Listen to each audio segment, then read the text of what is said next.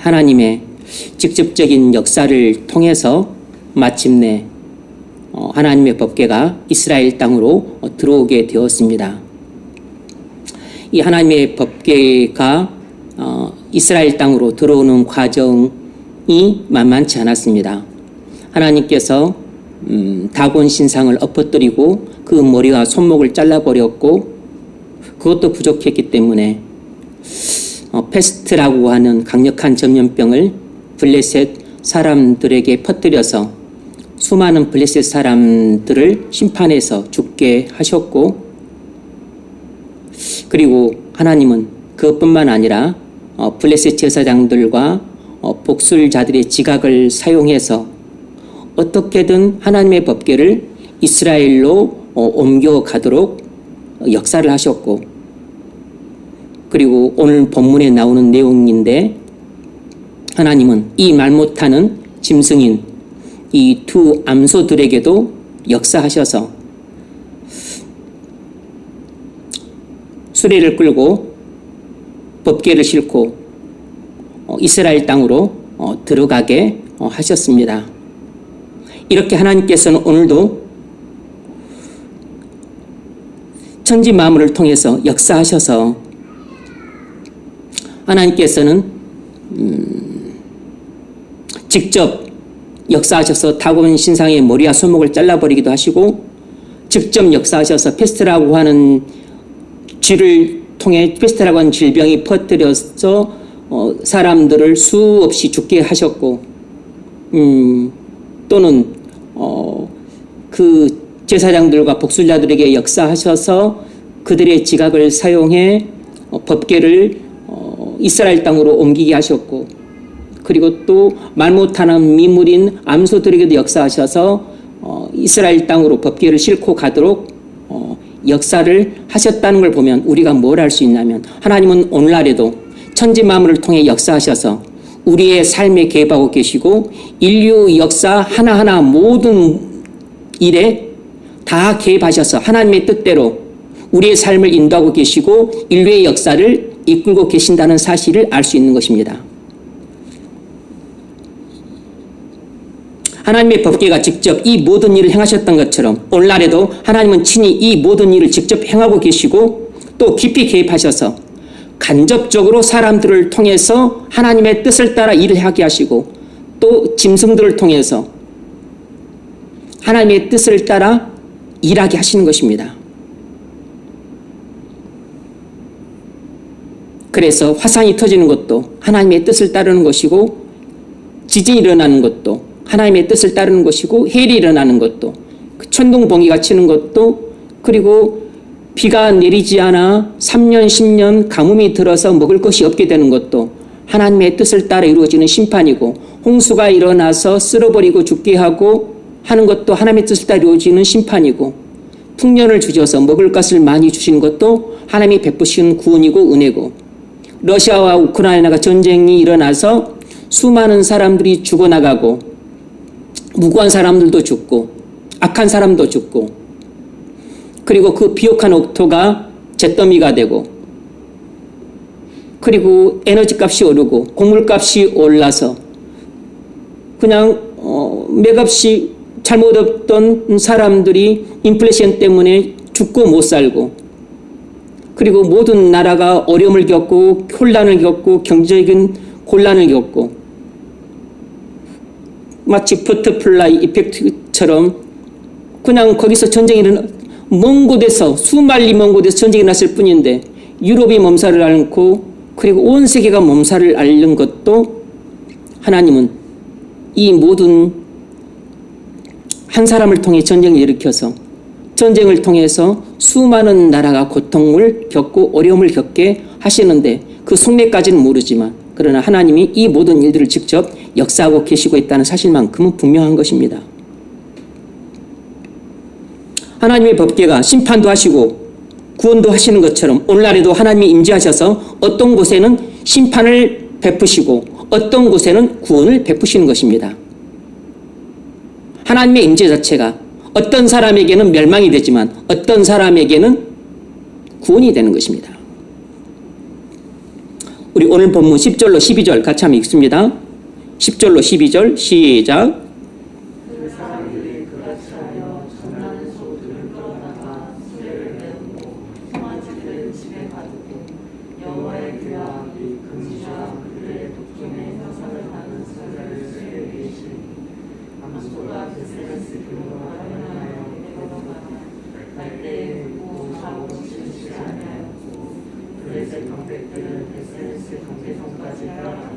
아멘.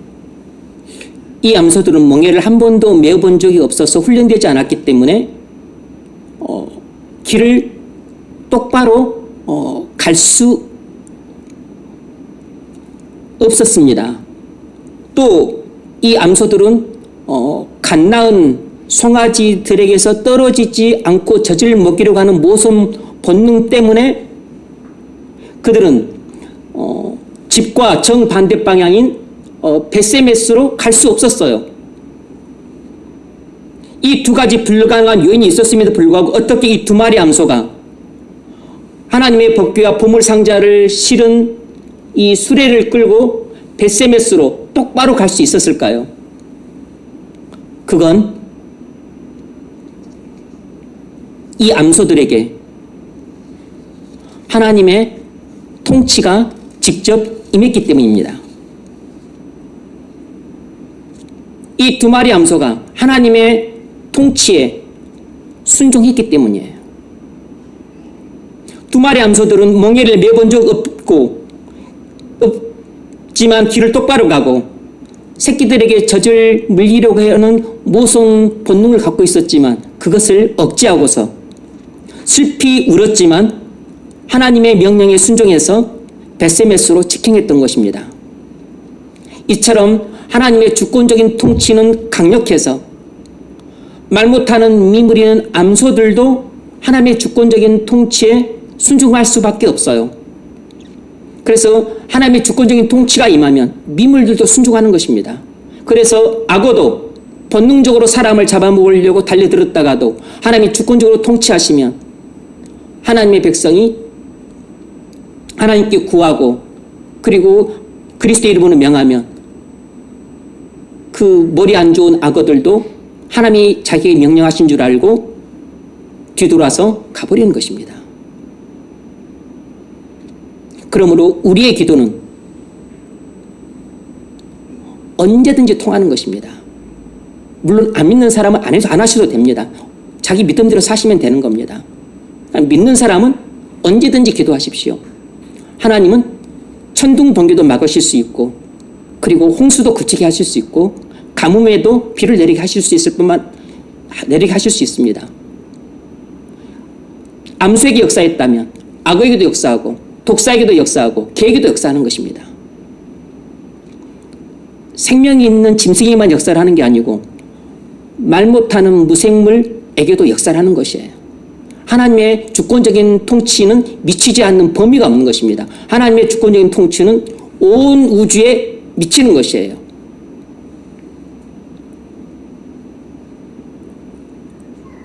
그것을 믿지 않는 사람들은 믿음이 없는 사람은 아닙니다. 있는 사람입니다. 그런데 믿음이 겨자씨보다 작은 티끌만한 믿음인 것이에요. 하나님의 주권적인 통치를 본인의 이성의 제한에 가둬두고 있는 것입니다. 여러분, 소들도 하나님의 주권적인 통치를 받으면 한 번도 해본 적 없고 심지어 번성을 거스르는 일이었지만 순종해서 벳세메스로 곧장 갔습니다. 그렇다면 사람은 소보다는 더 나아야 되지 않겠습니까?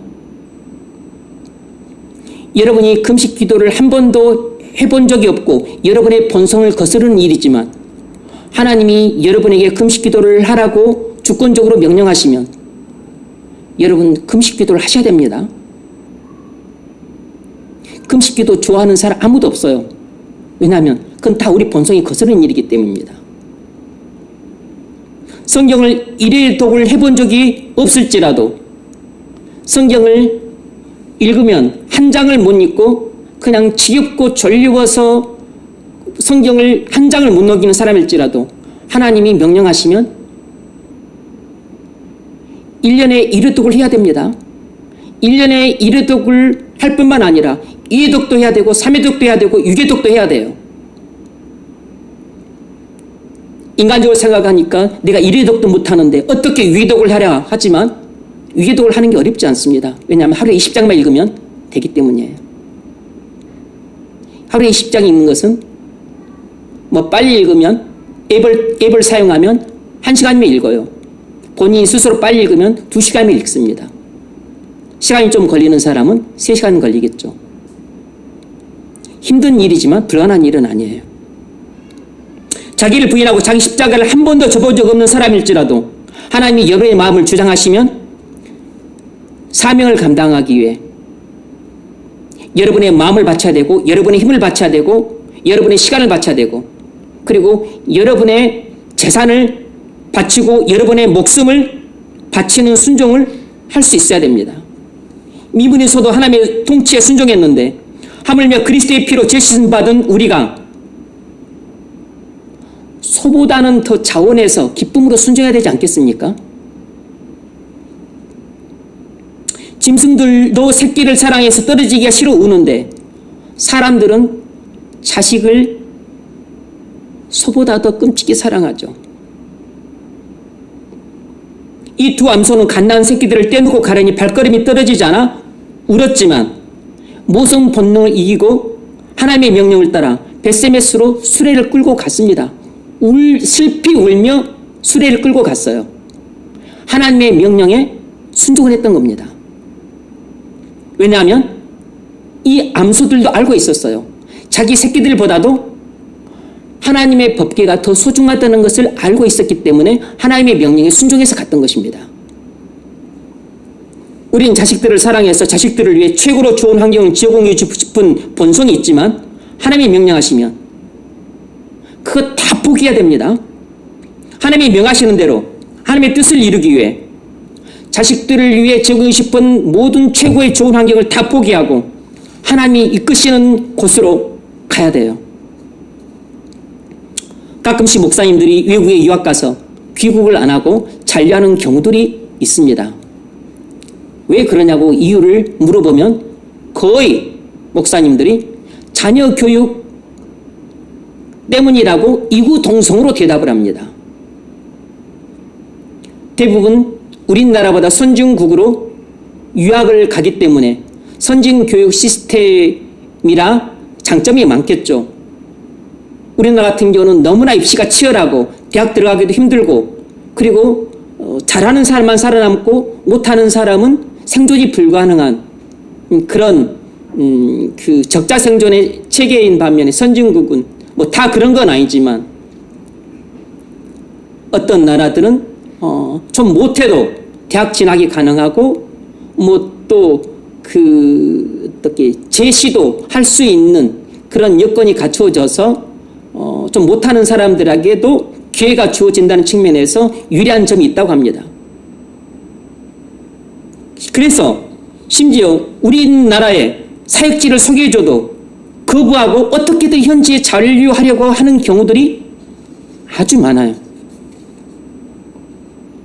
하나님의 통치가 목사님 개인에게 임하는 문제니까 제3자가 말하기는 조심스럽고 껄끄러운 문제이지만 목사가 사역이 우선이 아니고 자식 교육이 우선인 것은 100번 생각해도 잘못된 문제라고 생각합니다.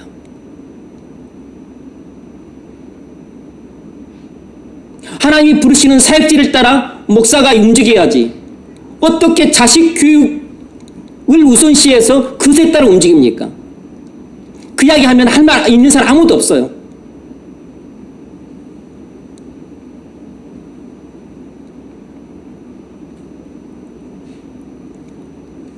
김인수 목사님도 똑같은 이야기를 하셨어요. 그래서 하도 어이가 없고 또 뭐 이렇게 또 친밀한 또 동역자 관계라서 뭐 허물없이 이야기를 나눕니다. 이야기를 나누면 여러분과 달리 밤새도록 이야기를 나눠요.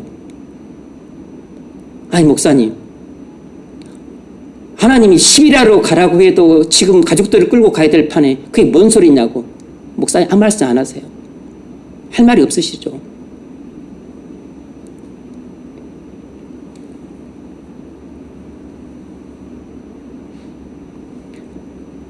목사님도 몇 군데 뭐 이렇게 한번 넣어봐라 이렇게 왔지만 몇 번 거절하셨던 것 같아요. 아니라고. 자녀들 교육 문제 때문에. 제가 예전에 한번 부산에 이렇게 소개해서 왔던 것은 그것도 참 뭐 이렇게 어떻게 왔는지 모르겠어요. 와서도 또 이제 거기 말고 또 거기보다 좀 작은 곳이었지만 서울에 또 한번 넣어보라 그랬는데 안 넣고 가셨어요.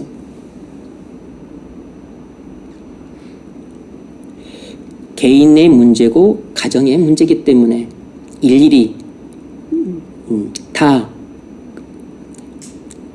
알 수 있는 건 아니지만 이 소들도 새끼를 사랑하는데 사람이 오죽하겠습니까?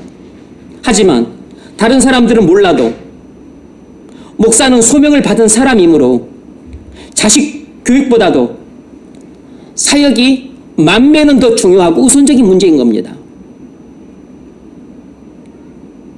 하나님이 자식 교육을 위해서 목사로 소명한 게 아니잖아요. 복음전에서 영혼 구원하고 교회 부흥시키고 세계 선교 사명 감당해서 하나님 나라를 확장시키라고 소명을 주신 것이죠. 그 목적을 위해서 유학 가고 한 게 아닌가요? 그것에 따라서 우리가 살기도 하고 죽기도 하고 흥하기도 하고 망하기도 하고 고생도 하고 그리고 또 어려움도 겪고 그러는 거잖아요. 자식들 교육도 중요하지만 그거보다 하나님의 영광은 만 배가 더 중요한 것입니다.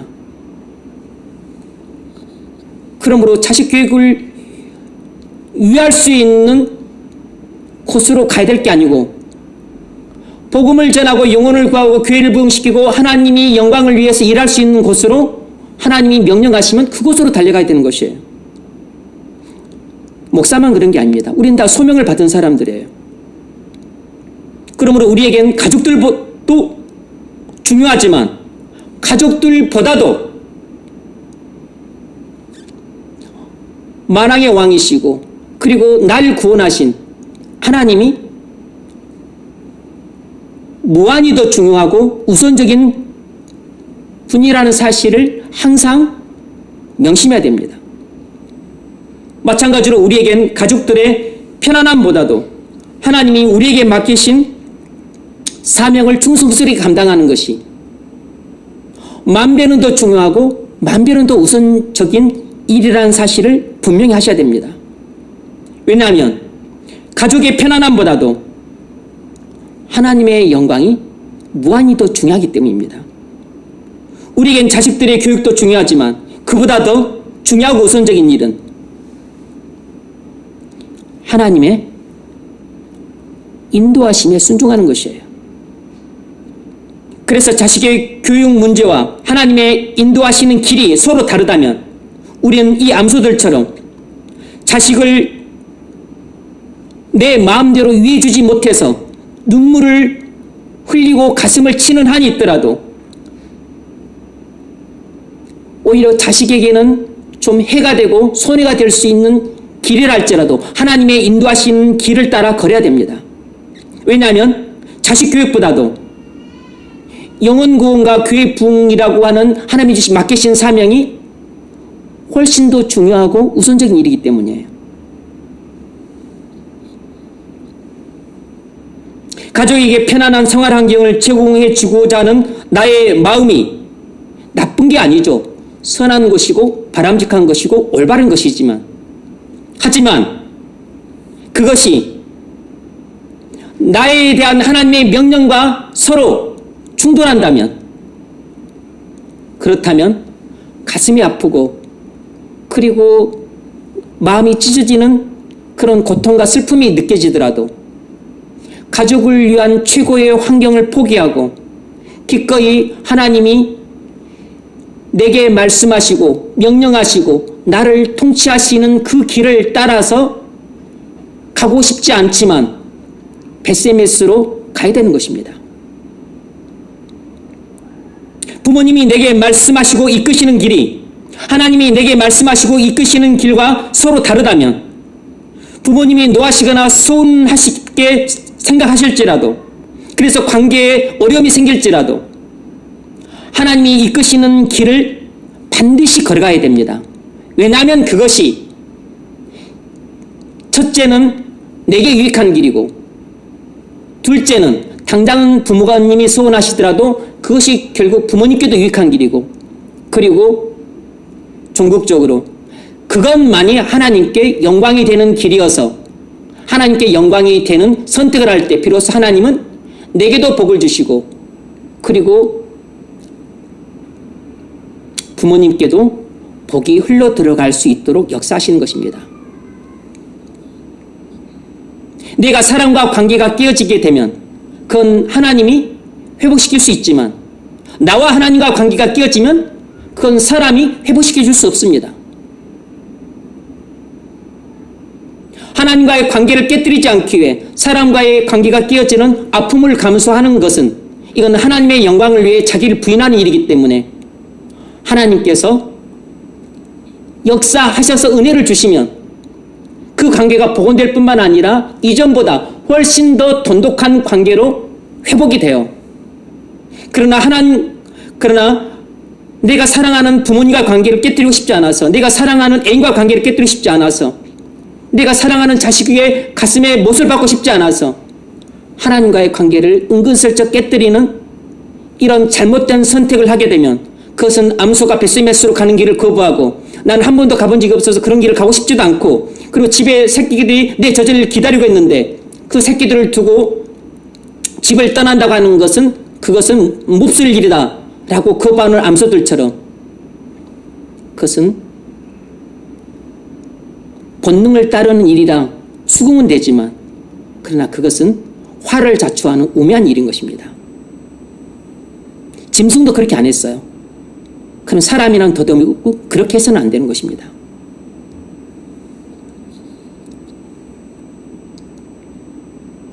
부모님을 위하는 것보다 하나님의 영광이 비교 불가능할 정도로 소중한 일이기 때문에 하나님의 영광을 위할 때 나머지 우리가 당하는 고통과 슬픔, 관계의 깨어짐으로 인한 어려움, 또 그로 인한 나의 손실과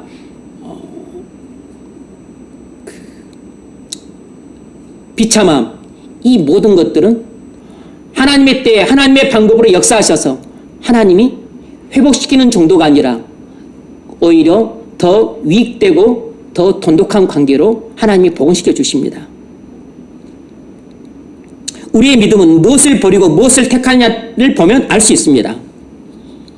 믿음이란 자녀 교육과 하나님의 영광이 충돌할 때 자식 교육을 버리고 하나님의 영광을 택하는 것입니다. 믿음이란 부모님 말씀과 하나님 명령이 서로 충돌했을 때 안타깝지만 부모님 말씀을 버리고 하나님 명령을 택하는 것이 부모님보다 하나님을 더 사랑하는 것이에요. 그러나 하나님 말씀을 버리고 부모님을 말씀을 택하는 것이 부모님을 사랑하는 것 같지만 아닙니다. 그건 하나님을 사랑하지 않는 사람은 부모님을 진정 사랑하는 게 아니에요. 하나님을 미워하면서 부모님을 사랑하는 것은 그것은 부모님에 대한 왜곡된 사랑입니다. 하나님 말씀을 버리고 자식을 교육을 택하는 것은 자식을 더 사랑해서 하나님을 미워하는 것 같지만 아닙니다. 하나님을 미워하고서 자식을 사랑하는 것은 자식에 대한 왜곡된 사랑이기 때문에 자식에 대한 왜곡된 사랑은 반드시 본인이 의도하지 않는 안타깝고도 비참한 결과가 오게 돼 있어요. 하나님이 명령하신 것을 거부하고서 자식을 사랑해서 좋은 결과가 오는 경우가 어디에 있습니까? 그렇게 하나님이 복 주시는 경우가 있나요?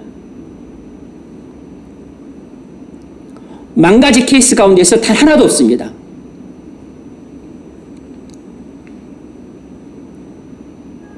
가족의 편안한 생활 환경과 그리고 하나님이 나를 이끄시는 그 길이 서로 충돌할 때 우리는 기꺼이 가족을 위한 최고의 환경을 제공해 주겠다고 하는 그 나의 마음을 포기하고 하나님이 이끄시는 길을 따라 걷는 것이 진정으로 하나님을 경외하는 것입니다. 그것이 하나님을 진정으로 사랑하는 것이에요. 하나님을 진정으로 경외하고 하나님을 진정으로 사랑해서 자기를 부인하고 자기 십자가를 지는 사람을 하나님이 사랑하지 않으면 하나님이 누구를 사랑하겠습니까?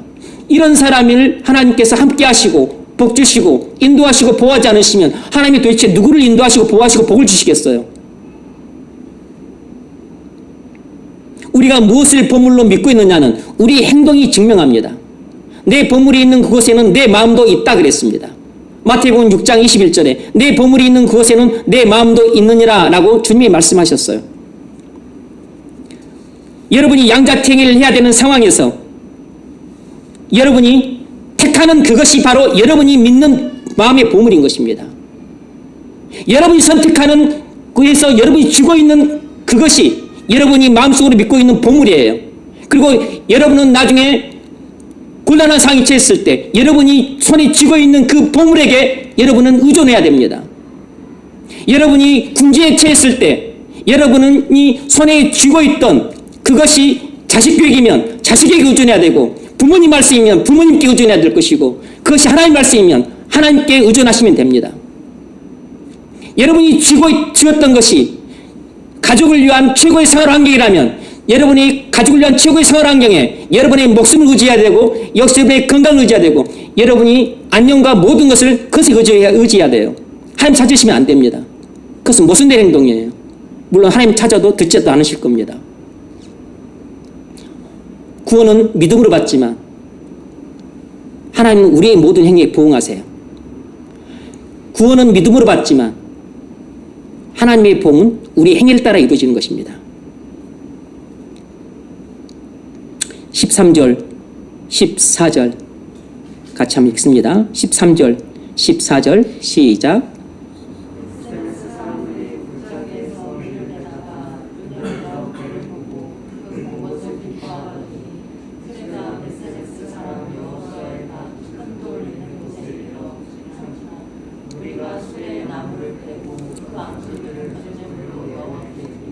아멘.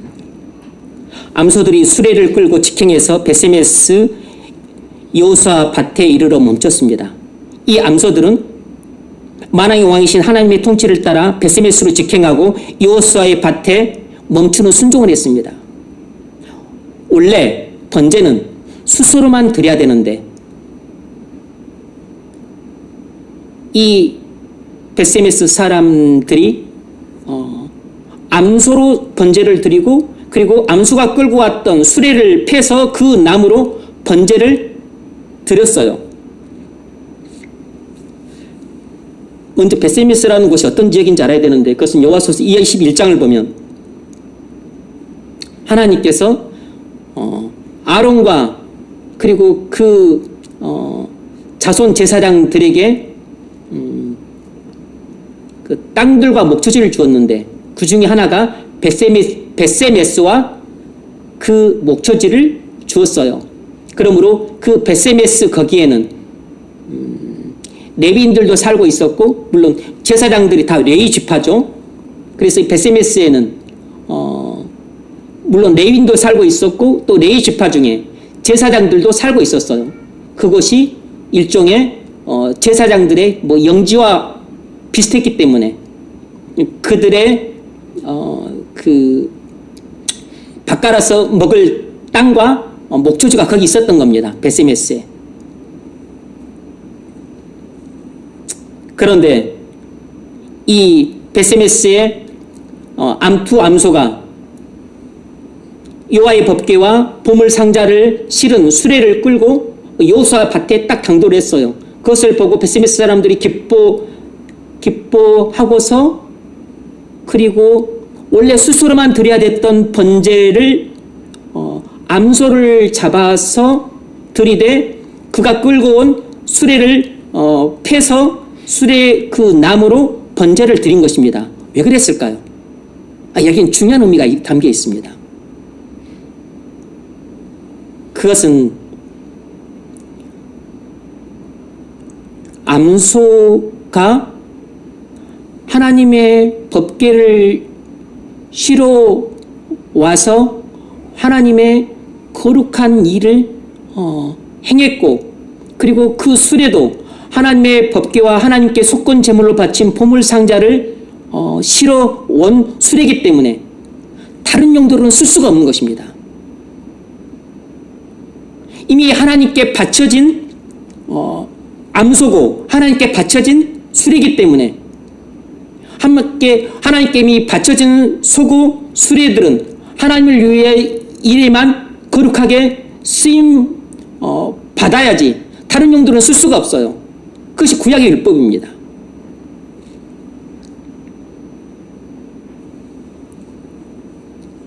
하나님의 거룩한 일을 수행한 암소와 수레는 결코 이 세상의 세속적인 일에 사용할 수 없었기 때문입니다.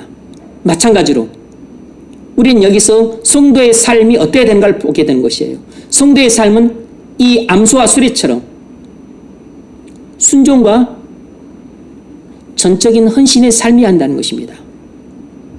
성도인 우리의 삶은 하나님의 법궤를 실은 수레를 끄는 베세메스 암소처럼 하나님의 통치를 따라 직행하라고 하면 직행하고 멈추라고 하면 멈춰야 합니다. 그리고 주님이 명령하시면 언제라도 암소들이 자기 생명과 자기가 끌던 수레를 하나님께 번제물로 바쳤듯이 주님이 우리에게 명령하시면 언제라도 우리는 우리가 가진 생명을 그리고 우리가 가진 힘과 우리가 가진 시간과 우리가 가진 마음과 열정과 그리고 우리에게 주신 재산과 우리에게 주신 재능, 그래서 우리에게 주신 머리끝에서 발끝까지 우리의 모든 영광과 육을 다 하나님께 이 암소와 수레처럼 하나님이 원하시면 언제라도 그걸 바칠 수 있어야 됩니다. 바로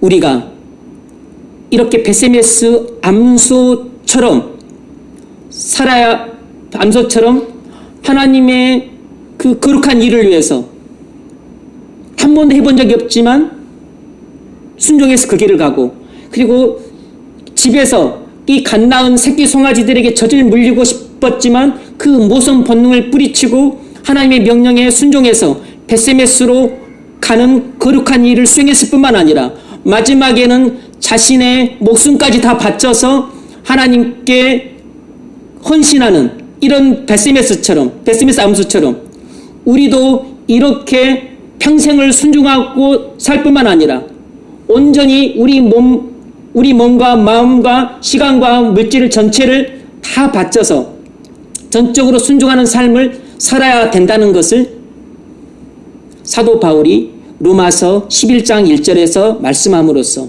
이 신측이 구원을 받은 모든 그리스도인들은 이렇게 살아야 된다고 말씀하고 있다는 사실입니다.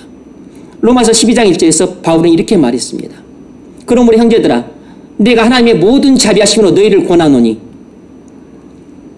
너희 몸을 하나님이 기뻐하시는 거룩한 산 제물로 드리라. 이는 너희의 드릴 영적 예배니라 그랬습니다. 그러므로 성도인 우리 그리스도인의 삶이 어떤 삶이어야 된다는 것은 아주 명확합니다. 우리는 일생을 하나님 말씀에 순종할 뿐만 아니라 완전히 자기를 부인하고 자기 십자가를 지는 전적으로 헌신하는 삶이 한다는 것입니다. 이것이 성도의 일생이라는 것이에요.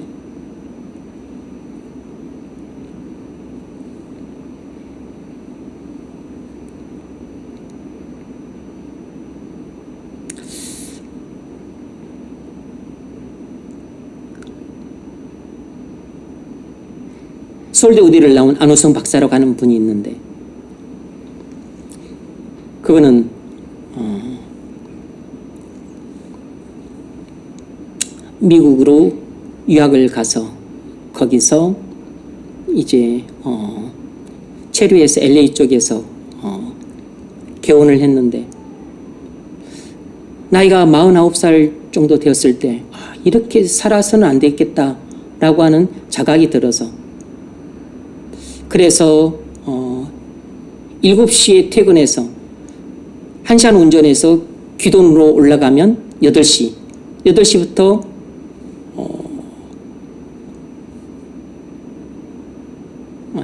8시에 퇴근해서 귀돈 올라가면 1시간 운전해서 가면 9시, 9시에서 1시간 기도하면 10시, 10시에서 다시 집까지 돌아오면 11시.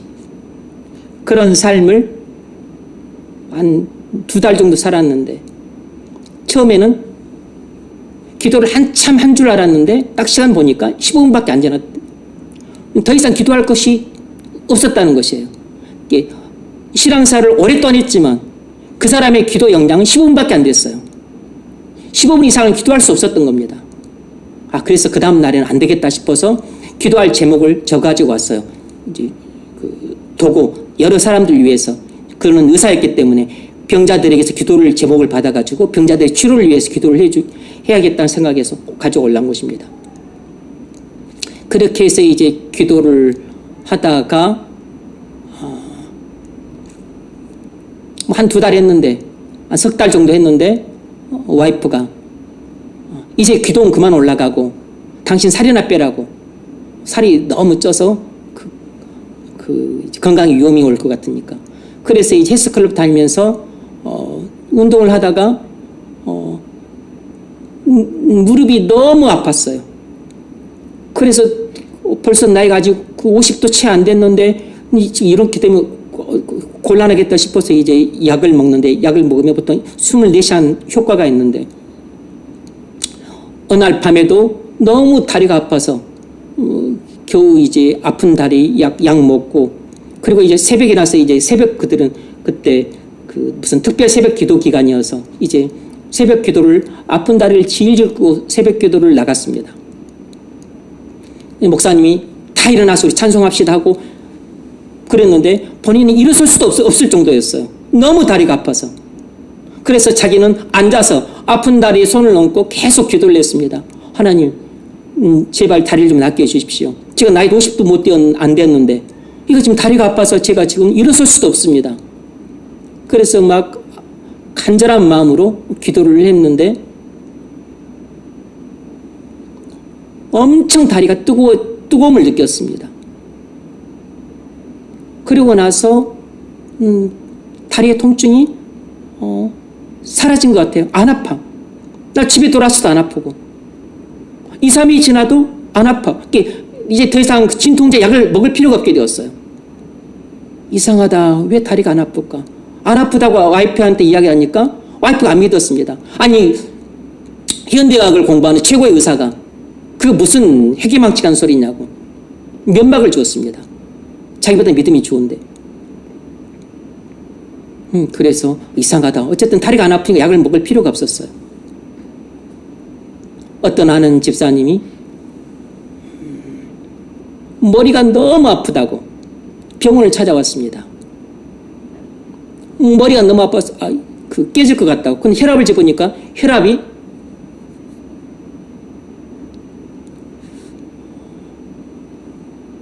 200에 170이었어요. 220에 170이었나 그랬습니다. 그래서 너무 혈압이 높다고. 지금 약을 먹어도 빠르면 하루 이틀, 아니면 길면 일주일이 지나야 혈압이 떨어진다고. 근데 자기가 이런 일이 있었기 때문에 약을 또 먹지만 집사님 가서 기도해 보십시오.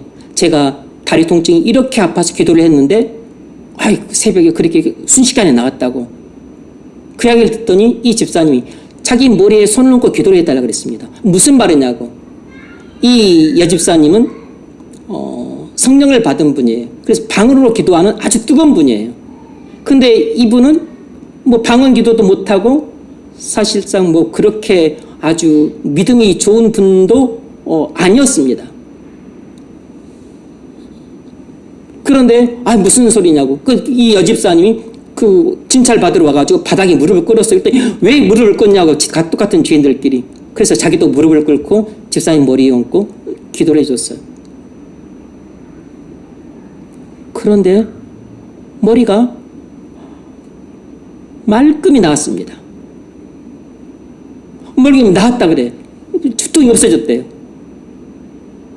그 이상하다고. 그럼 다시 한번 혈압 재보자고. 혈압을 재봤는데 혈압이 110에 70으로 돌아왔어요. 그 기도 몇 번 한 사이에. 그 기도할 때 그 여집사님 방언으로 병원이 떠나가도록 기도하고, 이분은 뭐 그냥 조근조근 기도하고. 이 여집사님이 이야기를 했습니다. 집사님 그때 기도할 때 집사님이 신유원사를 받은 겁니다. 뭐 정확하게 말하자면 오늘날에는 우리 신학적 관점에서는 은사가 없으니까 일종의 신유의 능력을 받은 것입니다.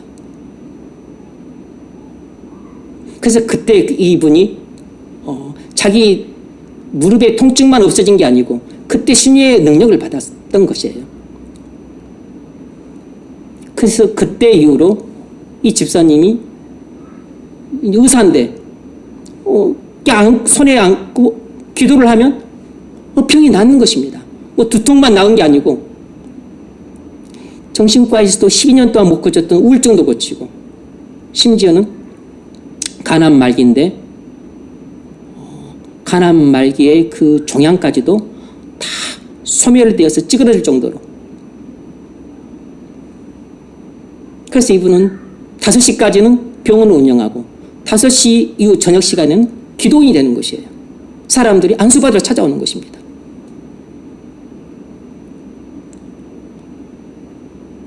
이분은 의사 생활로도 바빴을 텐데 하나님이 감동을 주셔서 이렇게 살아서는 안 되겠다는 자각을 하고서 하나님이 기도원 올라가서 기도하라고 명령을 하셨을 때 여러분 의사 생활이 얼마나 바쁘고 피곤하겠어요. 여러분 환자들 보는 거 정말 피곤한 일입니다. 피곤한 일 수밖에 없는 게 여러분 건강한 사람들과 함께 만나 대화 나누고 교제하는 것도 피곤한 일이지만 맨날 아프다고 하는 사람, 맨날 병들어서 울고 짜는 사람, 그런 사람 만나서 대화 나눠보십시오. 그 정신적으로도 무척 피곤한 일입니다. 육체적으로 얼마나 피곤하겠어요. 근데 육체적으로 그 피곤한 몸을 이끌고 그것도 10분도 아니고 20분도 아니고 30분도 아니고 1시간 동안 차를 타고 올라가서 고작 1시간 기도하고 그리고 또 1시간 동안 또 내려와서 집에 도착하면 11시, 씻으면 12시잖아요. 그렇게 할 정도로 하나님이 명령하시니까 자기 피곤해서 쉬고 싶은 자기 본성을 억제하고 거슬러서 하나님 명령에 순종해서 그 도구를 시작을 했던 겁니다. 도구를 시작했다가 하나님이 그렇게 뜻하지 않게 자기 무릎 통증도 고쳐주시고 신의 능력도 주시고 그래서 이제는 하나님이 주신 사명을 따라 병으로 의료로 고칠 수 있는 분들은 의료로 고치고 의료로 못 고치는 분들은 그가 안수 기도의 줌으로 고치는 그런 사역을 하게 된 것이에요. 하나님의 본성을 거스리는 하나님의 말씀을 순종할 때 하나님은 우리가 기대하지도 않았던 복과 은사를 주실 뿐만 아니라 하나님께 전적으로 헌신할 수 있는 길로 우리를 인도하셔서 하나님이 그와 그 가정에는 임재로 복을 주시고 그리고 하나님께서는 그의 전적인 순종과 헌신을 통해서 영광을 받으시는 것입니다. 바로 성도의 삶이 이런 것이에요.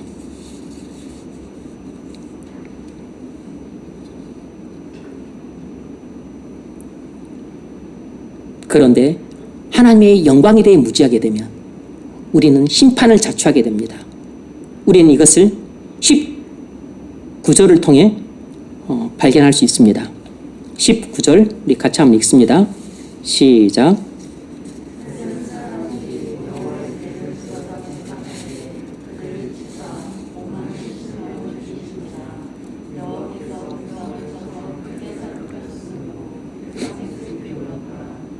아멘. 베세메스 사람들은 하나님이 법궤에 대해 무지해서 그 궤를 들여다보는 잘못을 범합니다. 그래서 하나님께서 진노하셔서 그들을 치심으로 70명이 죽게 돼요. 거기는 뭐 5만이 가로로 쳐져 있을 텐데 그건 일부 사본이 그렇게 되어 있다는 것인데 5만 70명 리는 없습니다. 왜냐하면 베세메스라고 하는 성읍은 인구 1000명도 안 되는 작은 성읍이기 때문에 5만 명이 죽을 수가 없어요. 민수기 4장 20절에는 성소에 들어가는 자는 죽임을 당한다고 하나님이 금하셨습니다. 1년에 한 차례 대제사장 외에는 성소에 들어갈 수가 없어요. 지성소를 말하는 것입니다. 지성소 안에는 법궤가 있잖아요. 지성소 안에 들어가는 것도 하나님이 금하고 계신데 하나님의 법궤를 들여다본다고 하는 것은 이건 지성소를 무단으로 침입하는 죄보다 더 끔찍한 죄를 범하고 있는 것입니다. 하나님의 법계에 대한 율법을 어기고 하나님을 모독하는 죄는 사형인 것이에요. 하나님은 베세메스 사람들이 하나님의 법계에 대한 율법을 어기고 법계를 단순히 구경거리로 전락시켜서 하나님을 모독했기 때문에 그들을 벌하심으로써 하나님의 거룩하심과 영광을 스스로 지키셨어요. 왜 이런 일이 벌어졌죠? 그건 베세메스 사람들이 하나님에 대한 율법을 아는 지식이 정교하지 않았기 때문입니다. 베세메스 사람들은 물론 그들 중에는 일반인도 있었겠죠. 또 레이인들도 있었을 것이고 제장들도 있었을 것입니다.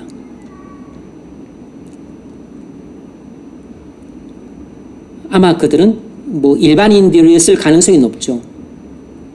어쨌든 그들이 하나님의 율법에 대한 지식이 전혀 없는 것은 아니었지만 하나님의 율법에 대한 지식이 정교하지 못했기 때문에 그냥 하나님의 법궤를 호기심의 대상으로 여기고 호기심으로 들여봤다가 하나님이 괘씸히 여기시고 또 그들을 교만히 여기셔서 하나님이 치심으로 70명이 죽었던 겁니다.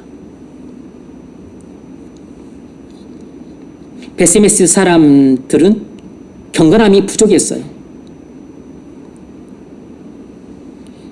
하나님의 율법을 아는 정교한 지식이 부족했기 때문에 법궤를 들여다보는 이런 불상사를 일으켰던 겁니다. 하나님의 율법을 알기는 아는데 정교하게 알지 못했던 것이에요. 그 결과 법궤를 들여다봐서는 안 되는 그 법궤를 들여다보는 잘못을 범함으로 하나님의 진노를 자초했던 것입니다.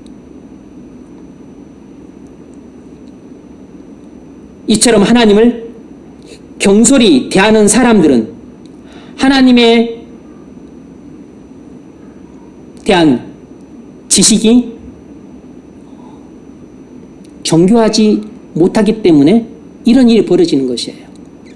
하나님을 전혀 모르는 것은 아니지만 하나님을 알기는 알지만 하나님을 정교하게 알지 못하기 때문에 하나님을 섬기되 부주의하게 섬기고 하나님을 예배하되 경솔하게 예배하고 그리고 하나님을 말씀에 순종하되 자기 소견에 옳은 대로 순종하려 되는 것입니다. 그러므로 우리는 하나님을 아는 지식이 정교해야 됩니다.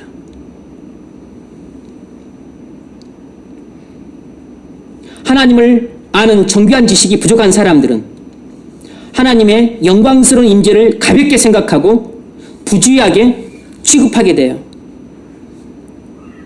남녀가 사랑하면 눈이 천기가 생긴다는 영국 속담이 있습니다. 사랑하면 사랑하는 상대방에 대해서 눈이 밝아지고 귀가 밝아지고 그리고 온 몸이 아주 예민해지게 돼요. 상대방에 대해서 모든 신경과 감각이 최고로 민감해지게 되는 것입니다. 그것을 눈이 천기가 생긴다고 표현하고 있는 것이에요. 하나님과 우리의 관계도 마찬가지입니다. 하나님은 우리를 사랑하시기 때문에 우리를 향하신 하나님의 눈은 천만 개가 있는 것입니다. 그러므로 하나님은 머리끝에서 발끝까지 우리의 모든 언행 심사를 다 지켜보고 계시고 그리고 우리의 신음소리 하나도 놓치지 않고 들으시고 우리의 눈빛, 우리의 마음의 흔들림, 우리의 행동 하나, 우리의 순종, 우리의 말 한마디, 우리의 섬김 하나, 이 모든 것들을 하나님은 다 예민하게 감지하시고 그리고 우리의 고통과 슬픔과 우리의 눈물과 애곡과 우리의 기쁨과 감사와 찬송에 하나님은 그걸 다 기억하시고 마음에 새기시고 그리고 눈물을 병에 담아 계수하시고 그리고 그것을 주님은 전부 우리에게 개입하시고 그리고 우리를 지도하시는 것입니다. 하나님은 우리의 신음소리 하나에도 놓치지 않고 들으세요. 주여라고 부르는 우리의 울부짖음에도 주님은 역사를 하십니다. 왜냐하면 우리를 향한 눈이 1000만 개가 있기 때문이에요. 우리가 하나님을 사랑하게 되면 우리도 하나님에 대한 우리의 눈이 1000만 개는 아니어도 1000개가 생기는 것입니다. 우리가 하나님을 사랑하면 우리는 언제나 하나님을 생각해요. 아침에 눈을 뜰 때부터 하나님을 생각하고 하루 종일 생각하고 밤에 잘 때까지도 하나님이 내 마음을 가득 채웁니다.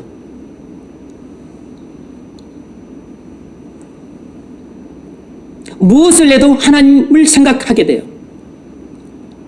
하나님이 이것을 기뻐하실까? 저것을 기뻐하실까? 하나님이 내가 이 사람에게 이렇게 선을 베푸시면 기뻐하시겠지. 내가 이렇게 지금 이 사람에게 전도하는 것을 기뻐하시겠지. 내가 이 사람을 위해서 내가 기도하고 그리고 사랑하고 그리고 위해서 저들을 위해서 내가 항상 기도해 주는 것을 기뻐하시겠지. 모든 것을 하나님과 관련해서 생각을 합니다. 모든 것을 하나님과 관련해서 바라봐요.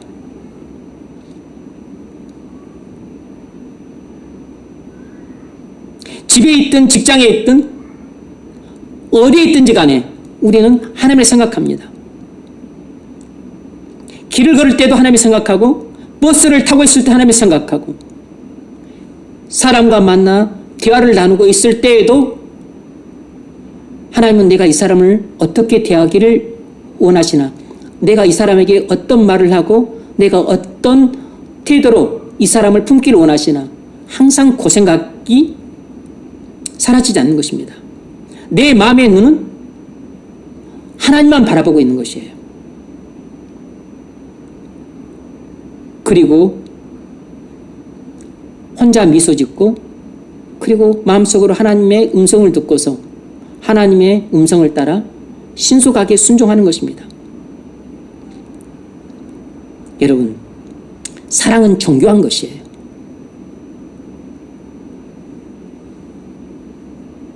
사랑은 뭉퉁거리지 않습니다. 사랑을 뭉퉁거리는 거라고 생각하거나 말하는 사람은 사랑을 아무것도 모르는 사람입니다. 디테일이 떨어진 것은 참사랑이 아니에요. 진짜 뜨겁고 간절하고 그리고 마음이 담긴 사랑은 아주 디테일합니다. 하나님을 향한 거룩은 정교한 것이에요. 대충 해도 되는 게 아닙니다. 하나님을 향한 거룩이 뭐 어떻게 대충 하는 것입니까? 우리가 집에서 청소할 때도 깔끔히 청소하려고 합니다. 설거지할 때도 깔끔히 하려고 해요. 그런데 하나님 백성들이 하나님을 예배하는 예배당에 나와서 청소할 때 대충 실렁실렁한다? 그럴 수 있죠. 그 사람 마음이 거룩하지 않기 때문입니다. 그 사람이 성격과 기질이 영향도 없는 건 아니겠지만 하나님을 사랑하는 마음이 부족하기 때문이에요. 하나님을 향한 경외심이 부족하기 때문에 청소도 대충대충 하고 설거지도 대충대충 하는 것입니다. 디테일이 떨어진 것은 사랑이 부족한 것이고 거룩도 부족한 것이에요. 경외심도 부족한 것입니다. 경건은 정교한 것이에요. 경건이라고 하는 것이 대충 하는 게 어디 있습니까? 뭉뚱거리는 게 어디 있어요? 내 하고 싶은 대로는 경건이라는 게 어디 있습니까?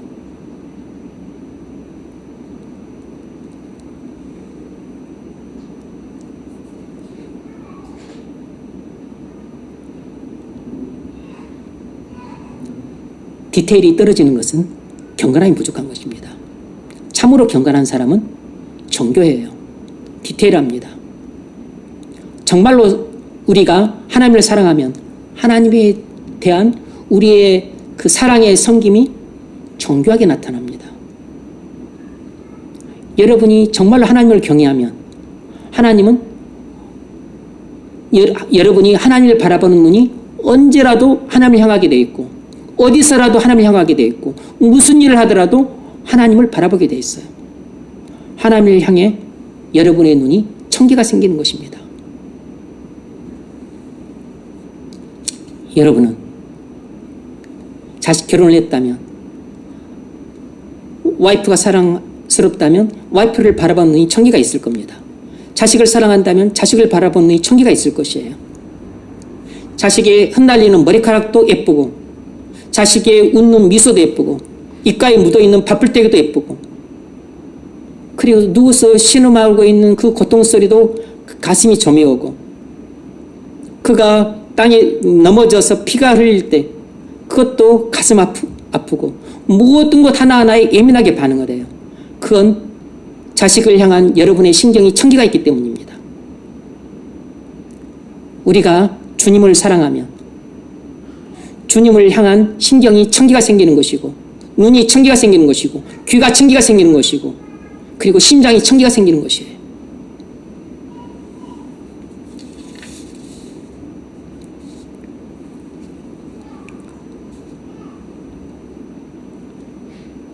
만일 여러분이 하나님의 영광에 대해 무지하게 되면 굴러 들어온 복도 차버리게 됩니다. 6장 20절로 7장 2절이 그 점을 보여줍니다. 6장 20절로 7장 2절 같이 한번 읽습니다. 시작.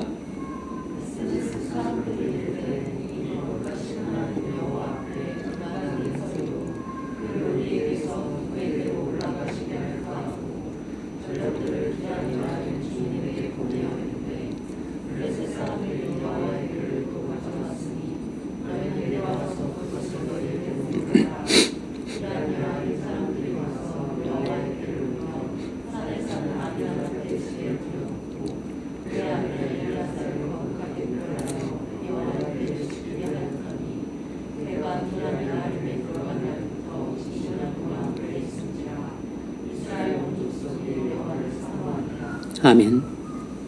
하나님의 법궤는 하나님의 임재의 상징입니다. 하나님의 법궤가 온 것은 하나님께서 영광스럽게 임재하신다는 뜻입니다. 하나님의 영광스러운 임재는 만복의 근원이신 하나님이 하나님 백성들과 함께 거하신다는 뜻이에요. 이건 하나님 백성들에게 복이죠. 그런데 베스미스 사람들은 하나님의 법궤가 자기 고장에 온 것이 하나님의 영광스러운 임재라는 사실을 충분히 몰랐기 때문에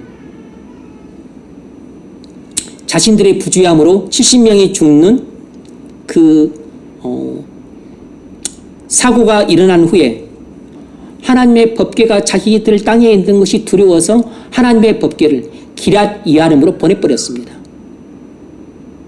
이처럼 하나님의 법궤에 대한 그 지식이 정교하지 못하기 때문에 그들은 자신들에게 무한한 복을 넘치도록 베풀어 줄 수 있는 하나님의 법궤를 자기들 손으로 기럇 여아림으로 넘겨버린 것이에요. 이런 미련한 짓이 어디 있습니까? 이런 어처구니 없는 실수가 어디 있냐고. 하나님의 법궤를 자기들에게 보내달라고 간청하고 보내주시기를 원하고 그리고 하나님 법궤를 어떻게 해서라도 자기들 땅으로 가져와야 되는데 하나님께서 하나님의 법궤를 베스미스로 보내주셨는데 자기들 잘못으로 하나님의 징벌을 받아서 사람이 죽었다고 해서 하나님의 법궤를 마치 장덩어리처럼 생각하고서 기럇 여아림으로 넘겨버리는 것은 이것은 하나님에 대한 지식이 정교하지 못한 소치 때문에 벌어진 불상사예요. 여러분, 우리가 하나님의 영광스러운 임재에 대해 무지함으로 얼마나 많은 실수들을 저지른지 모릅니다. 하나님의 임재가 세상 사람들에겐 심판과 멸망이지만 하나님 백성들에겐 구원과 축복이 돼요. 물론 그렇다 그래서 하나님의 영광스러운 임재를 우리가 부주의하게 대하거나 아니면 그것을 경솔히 대하게 될 때 오히려 그것은 우리에게 징벌로 다가올 때도 있다는 사실을 오늘 본문은 보여주고 있는 것입니다.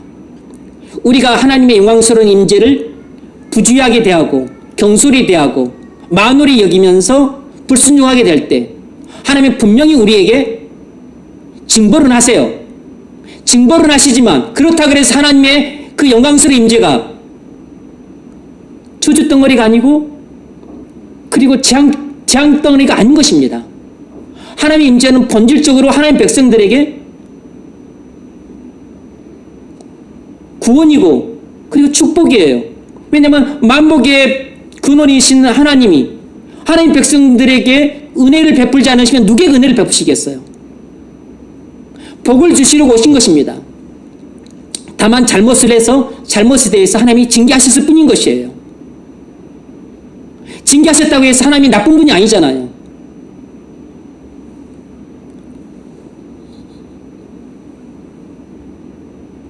여러분,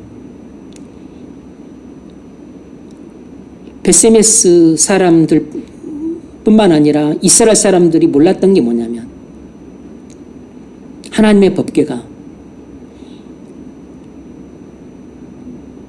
인류 역사의 중심이라는 사실을 몰랐던 겁니다. 인류 역사의 중심은 법궤를 따라 이동합니다. 법궤의 이동에 따라 인류 역사의 중심이 이동하고 있는 것이에요. 하나님은 만왕의 왕이십니다. 하나님의 법궤가 온 것은 만왕의 왕이신 하나님이 임재하셨다는 뜻입니다. 만왕의 왕이신 하나님이 온 우주 만물을 통치하세요. 그러면 하나님의 법궤를 따라 인류 역사의 중심이 이동하고 있는 것입니다. 만왕의 왕이신 하나님이 임재하시는 곳이 인류 역사의 중심이에요. 그러므로 하나님의 법궤가 이스라엘 광야에 있었을 때는 이스라엘 광야가 인류 역사의 중심이었다는 사실을 아십니까?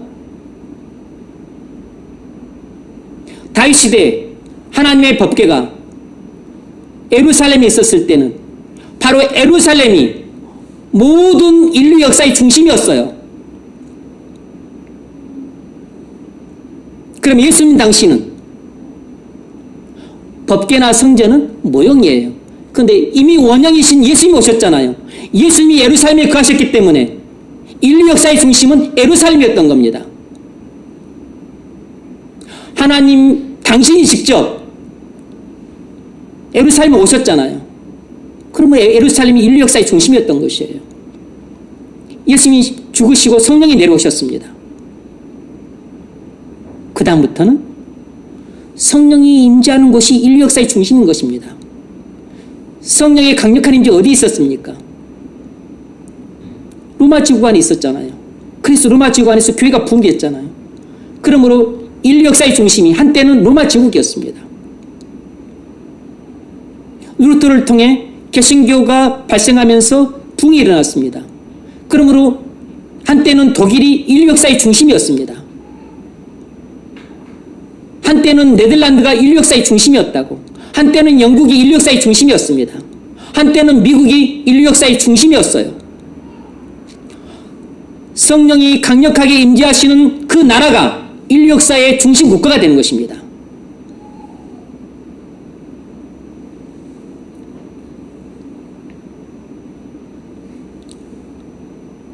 하나님이 임재하시는 교회가 바로 그 나라의 역사의 중심입니다.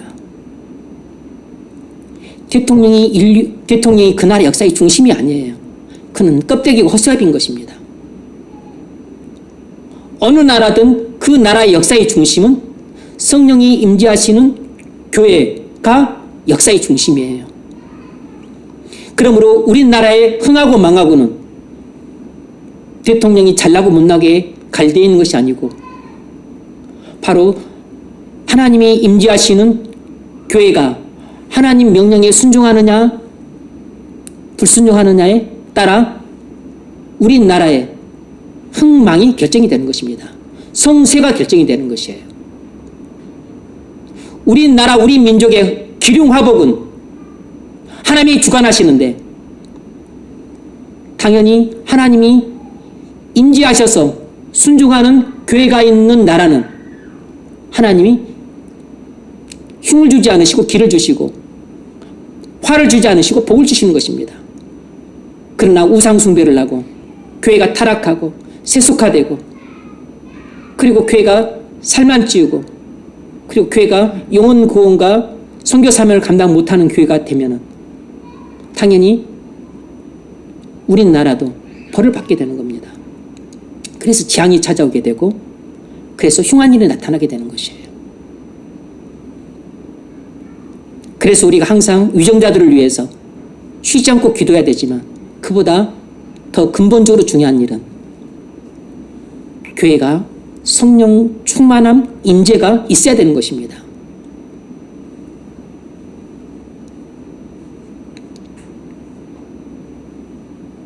하나님이 임재하셔서 강력하게 역사하고 있는 나라들이 세상 역사의 중심으로 쓰임받고 있습니다.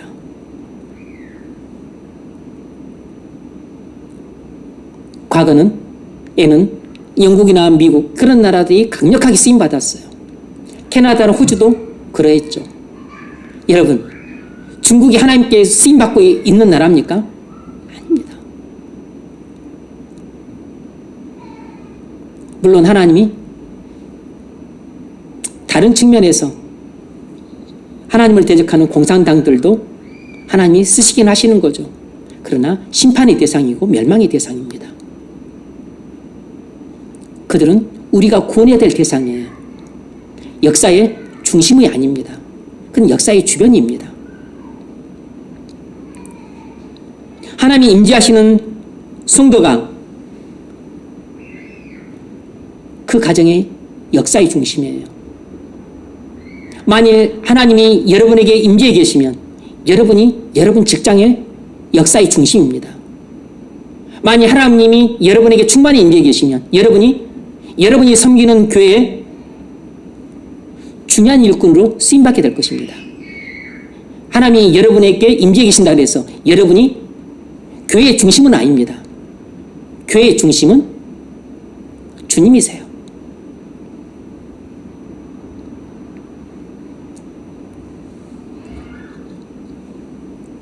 그런데 베스메스 사람들은 하나님의 영광에 무지했기 때문에 법궤를 기랏 이하임으로 보내버림으로써 하나님의 영광스러운 임재라고 하는 복을 자기 발로 걷어차 버렸습니다. 얼마나 어리석은 일입니까? 얼마나 어처구니 없는 큰 실수를 저지름으로써 그들은 말할 수 없는 손실을 입은 것이에요. 그러므로 우리는 하나님을 아는 지식이 두루뭉술해서는 안 됩니다. 정교해야 돼요. 치밀해야 됩니다. 정확해야 돼요. 그리고 좁아서는 안 되고 넓어야 되고 얕아서는 안 되고 깊어야 됩니다. 우리는 예배 때 하나님의 영광스러운 임재를 경험할 수 있습니다. 그래서 예배가 그렇게 소중한 것입니다. 여러분 성경을 읽을 때 하나님의 영광스러운 임재를 경험해 보신 적 있으십니까? 우리는 독방에서 하나님과 홀로 교제할 때 특별히 성경을 묵상할 때 하나님의 영광스러운 임재를 자주 경험할 수 있는 좋은 기회를 얻게 되는 것입니다. 성경을 묵상할 때만큼 하나님의 영광스러운 임재를 경험하기에 좋은 시간이 없어요. 여러분이 하나님의 영광스러운 임재를 경험하지 못했다면 그건 여러분이 성경을 제대로 묵상해 본 적이 없다는 뜻일 수 있습니다. 우리는 기도할 때도 하나님의 영광스러운 임재를 경험을 하게 돼요. 그래서 하나님의 영광스러운 임재를 경험하게 될 때 주의 음성을 듣게 됩니다. 주님이 내게 찾아오셔서 내 마음의 문을 열고 내게 다가와 나와 친밀한 교제를 나누실 뿐만 아니라 내게 말씀하시는 주의 음성을 들을 때 그 감격은 이루 말할 수가 없고 눈물이 하염없이 흐르게 되는 겁니다. 그래서 감사가 절로 나오고 찬송이 절로 나오게 되는 것이에요. 하나님의 충만한 그 임재보다 죄인에게 베풀어 주시는 하나님의 더 큰 은총은 없는 것입니다. 그것이 우리에게 구원이에요. 그것이 우리에게 복인 것입니다.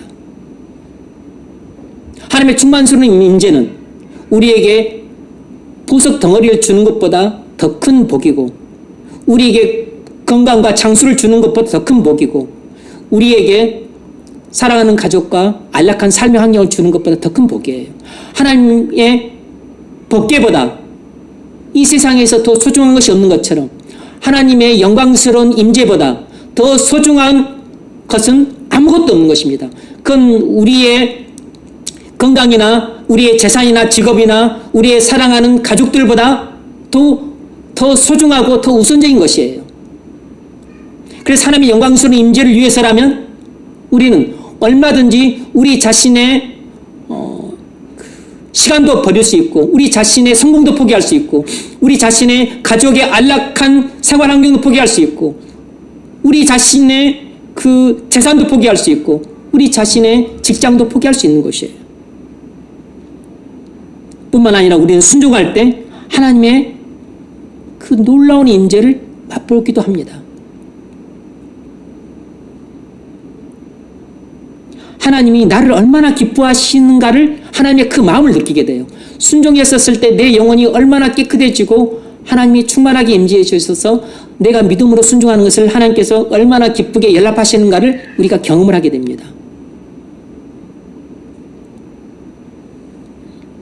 이 베세메스 사람들처럼 하나님이 내 무지에서 하나님의 영광스러운 임재라고 하는 하나님이 주셨던 그 거대하고 엄청난 은총을 발로 차버려서 그들이 입게 되는 그 회복 불가능한 손실은 이루 말할 수도 없고 회복도 불가능한 것입니다. 우리가 하나님의 영광스러운 임재를 얻기 위해서라면 우리는 무엇을 희생해도 아깝지 않은 것입니다. 왜냐하면 하나님의 영광스러운 임재보다 더 값지고 소중한 것이 없기 때문이에요. 하나님의 영광스러운 임재는 내게 천국을 주는 것입니다. 내게 천국의 기쁨과 평안과 그리고 복락을 주는 것이에요. 여러분, 천국의 기쁨과 평안과 그리고 복락보다 이 세상에서 더 값어치 있는 것이 무엇이 있습니까?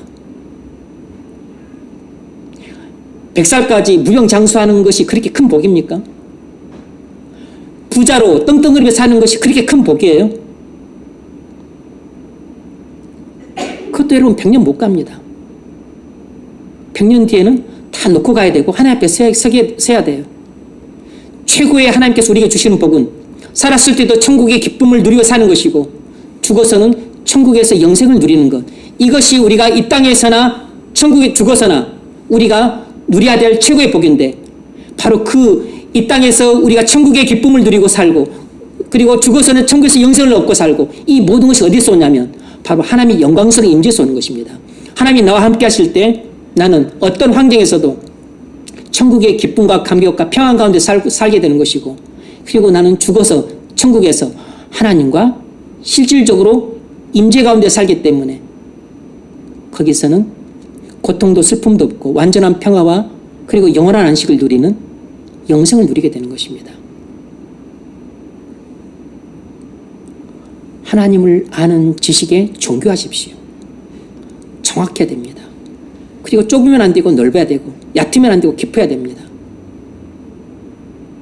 그리고 안다고 생각하지 마세요. 섰다고 생각하는 자는 넘어질까 조심하라고 했습니다. 베스미스 사람들은 본인들이 안다고 생각했기 때문에 그 교만한 마음 때문에 법궤를 들여다보는 그 경솔한 죄를 범해서 하나님의 진노를 사 죽음을 당했던 겁니다. 하나님을 아는 정교한 지식은 하나님을 사랑하는 사람에게만 주시는 은혜입니다.